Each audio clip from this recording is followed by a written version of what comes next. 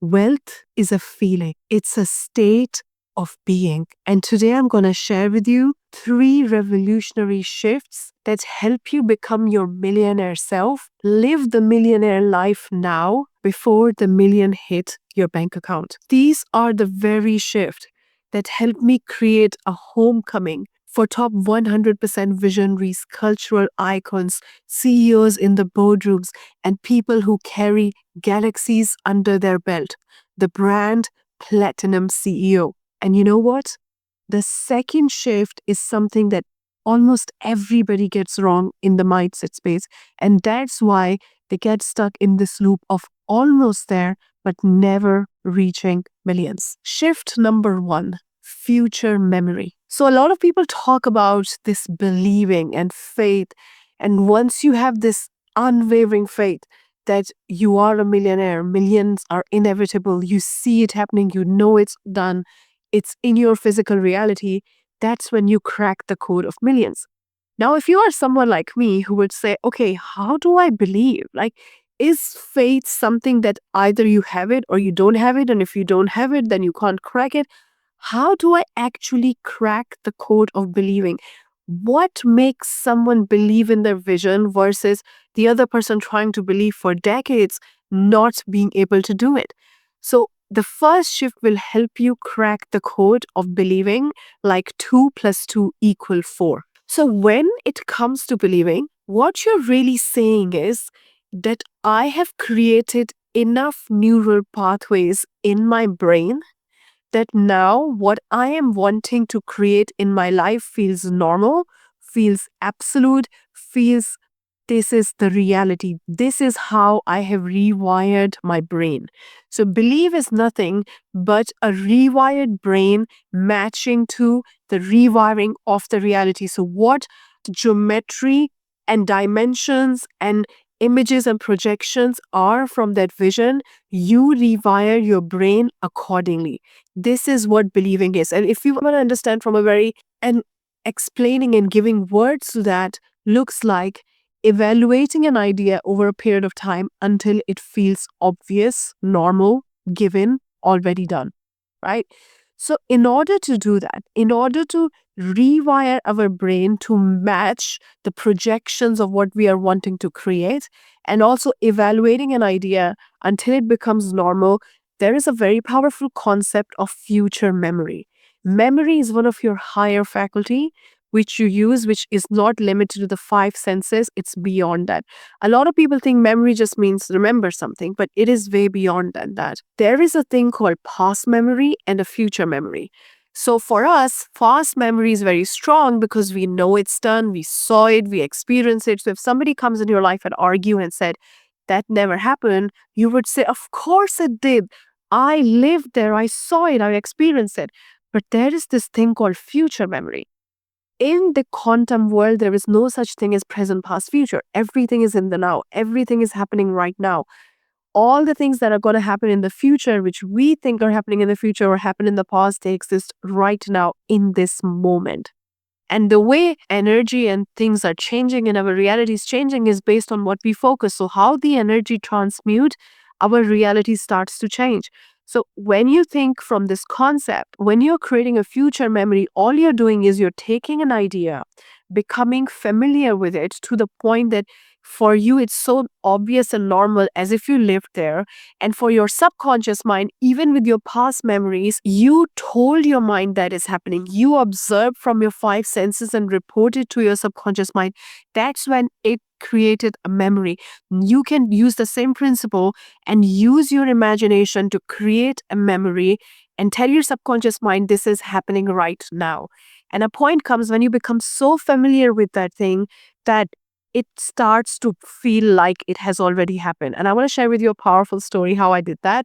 So the house that I wanted to manifest, the 22-room mansion where we live right now, where I'm recording this right now, when I wanted to manifest this, what I used to do, I used to just come here and drive around this area and just feel that I live in this house, and I used to really see it, and it was empty at that time. We were placing the offer and there were some obstacles, and of course the biggest thing was the limitation of money and all of those things, but your imagination takes you anywhere. So There is no such limitation.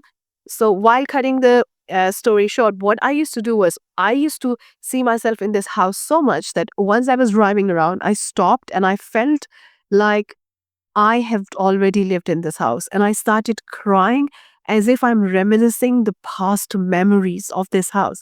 So if you have your grandma's house or your grandparents' house and maybe it's sold, maybe it's still there, maybe it's rented out, somebody else is living there. And when you drive past it, you're going to feel really your childhood memories. You'll feel nostalgic because you are reliving those memories. So I felt nostalgic when I drove around this house as if I already used to live there and my family did this. We had meals, we have all those things, and really feeling those reminiscing memories. As a result, what I was doing was I was living a future memory because it didn't happen yet in my physical reality. And because I rewired my brain to the point that it felt nostalgic and it felt obvious, it felt, of course, it's going to happen. I have already lived there. Nobody could argue about it. No statistics could take my belief off it. I was able to really stay on that frequency. So the key is to create a future memory by living there, by using your imagination, by experiencing that over and over again until you build new neural pathways in your brain. That means new neurons get activated based on what you're experiencing, based on the connections, based on the stimulus that you're giving to your neurons, and the old connections of your reality, which you are wanting to change and shift, they are breaking and new connections are being tied. A point comes where your mind is so rewired that that thing becomes obvious and inevitable. And that's when you know that you are a match, you're energetic match, you're matching the frequency. So now the second shift. So I call this shift stretching the capacity. Your invisible operating system is made of your subconscious mind, your nervous system, which is also in your body, and your body, which is unconscious mind. Now, when it comes to stretching, the way you want to understand this is that imagine your nervous system is like a pipe. And if you put something in the pipe, which is thicker than the pipe, so imagine you have this big cube you're trying to put in the pipe, and it's thicker, it's bigger than the pipe, it cannot fit in the pipe. What will start to happen is the pipe will feel stretched, it feels heavy, it feels tight, and eventually, even if you really squeeze that thing in, it's not going to be able to go and it's going to rip, it's going to tear apart, or you may not be able to put the thing in the first place. Or even if you put it, it's going to rip the whole pipe. And that's what happens with most people with money. You cannot receive more money than your capacity. And if you do, it's like a hole in your pocket. So if we connect back to the example of the pipe is going to rip. It's not going to be able to hold it. It's not be able to carry it because its capacity is not able to match the thing that it wants to keep, it wants to hold. Now, the thing that we want to really do is to increase and stretch the capacity. And imagine if the pipe's capacity is huge, it's this big, right? And you're putting something really big, but it's not as big as the pipe, or it can comfortably fit in the pipe. It will feel light, it will feel fun, it will stay there, the pipe is not going to break, it's going to be fine. And this is what we want to do with your nerves, with your nervous system. Anytime you put something in your nervous system or you try to achieve something which is more than the capacity, either you start to spiral, either it never happens and it almost feel like almost there, just there, and it never hits. Or even if you receive it, it's like a hole in your pocket, the money just leaves. Something happens, the car breaks down. You always receive based on your capacity. So this shift is all about stretching your capacity. How do we stretch your capacity? You have an infinite amount of capacity in your nervous system. The reason it has been constricted is because of your human experience and the things that you have experienced in regarding the thing that you want to manifest. So let's say if you're talking about money, when you were growing up, if you saw your caregivers really felt the fear of money running out, stressing over money, fighting over money, feeling the lack, experiencing the lack, talking about the lack, you started to add layers in your nervous system, in your nerves, and now the pipe is constricted. So all these things, like if you think of our arteries, the fat gets stored, and then people start to have blood pressure because the arteries are getting constricted. That's how your nervous system starts to get constricted. It's very narrowed because all these things started to layer in that pipe, right? And what you want to do is you want to dissolve them so that your capacity can stretch. It goes to where the infinite capacity that you have, and you keep expanding it over a period of time. So I want to share with you the formula to expand it so that you can use it over and over and over again to reach your first frequency, next money frequency, or income goal to almost no limit. So when you talk about stretching the capacity, what you want to look at is what are the layers that you're holding, and it's like peeling off the onion layers. What are the layers that you're holding about that idea? So when we talk about money, when we talk about success, when we talk about achieving things, there are some of the very common ones that my clients experience that I'll share with you. One of the biggest one and the most common one is the disappointment, right? So maybe in your childhood, you were told, we'll go to that holiday, we'll go to that park, we will do that on the weekend, and it never happened. You're still waiting for that weekend for that thing to happen. And that's why your relationship with disappointment is really being manipulated. Subconsciously, you're happy to let go of your biggest desires, but not feel disappointed, not feel like I hoped, I went all in, I really wanted it, but it did not happen and I feel stupid. So it could be that you do not even want to try that thing. It could be that, oh, it's the next step, but you're not taking it because there is this thing of disappointment. I do not want to feel disappointment. A lot of people say, do not keep your hopes up. If you know that I am going all in and I will give my heart and soul to this. I'm going to go with all my love and desire and create a masterpiece. And if it doesn't work, I'll be fine. It's okay. Yes, I'll be disappointed. But the fact that I'm not doing it right now, the fact that I'm not even going after it, am I not disappointed right now? So this is actually a trap. The fact that you are already feeling disappointed because you're not even going all in and you're just dipping your feet, you're not jumping in the pool, you're not taking that big leap because you're scared of being disappointed. But the thing that you're avoiding, you're already feeling that because it's stopping you from getting to where you want. So the thing that you're avoiding and the thing that you do not want at any cost, you feel that anyway, disappointed. That is the first thing. A lot of people have this thing that they were told it's you are not good enough. They got C in something, or they failed in something, or there was always something about them. They feel like I am uniquely qualified, not able to win. So they always think other people can do it, just I can't do it. That is the other thing which constrains your nerves and your capacity. The other thing is the cycle of feast and famine. I've seen this so much with my clients as well when they start working with me, that, and of course in my situation, that when you land a big deal or when you had a big month, the famine touches you in two ways. First, you will say, how will I do it again? Which is your mind's way of regulating your capacity, of your nervous system's capacity. Or the other thing is, when that happens, you just take your foot off the pedestal, take your foot off the gas. Now we are braking. Why we are braking? For no reason, right? So you start to brake without realizing that you're braking, and then you create the famine, and then you panic, and then you create the feast. So it's always this graph. The other thing which I've often seen is the survival identity. Everything is about adrenaline rush, panic, anxiety, hypervigilance, constantly checking the stripe, constantly checking what is it's like you're waiting for the other shoe to drop. The business is running on hyperdrive, right? It's not easy, it's not calm. And that is an indicator that you are now at the point where you are nervous, the capacity of the pipe is really stretched and it's about to burst. So let's just increase the capacity instead of keep pressurizing yourself to hold more, because the money is going to leave anyway, it's going to leak.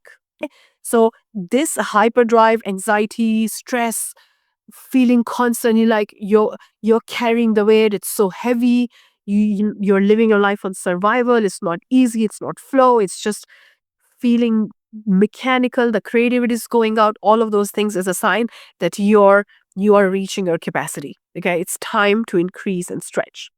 Now, in order to really, for this shift to work, there's a powerful formula to increase the capacity of your nervous system.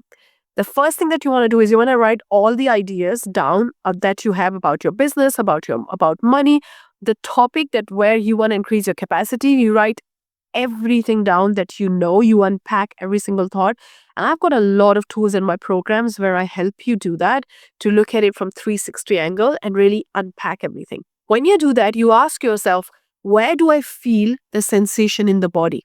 The constriction is in the body. It's a physical constriction. It's a chemical that's stored as a block in your body, which is blocking your nervous system to process more money, to process more current, right? This is physical. I'm not talking philosophical or thought. This is physical phenomena. It's blocked. There is a block there. There's a chemical there.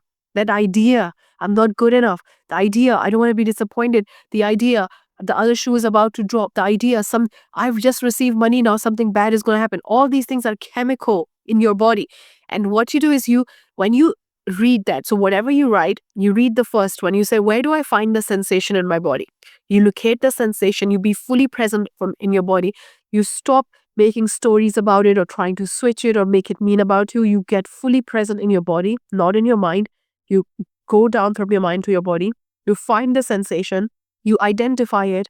You increase it by level 10. You let it really come. Let it come fully. Let it be felt fully. It could be you feeling tightness in your throat. It could be you feel like somebody's pressing your shoulders and it's so tight. It could be you feel it in your heart, your belly, wherever that is. Then you start to breathe into that. You just feel fully present. You breathe in from your nose and breathe into that sensation. And you keep doing it, breathing into that sensation until it's gone. And the moment it dissipates, you're free. So one of my clients that I was working with, she told me this. She said, this is magic. This is pure genius, because I have been navigating this for the last 10 years.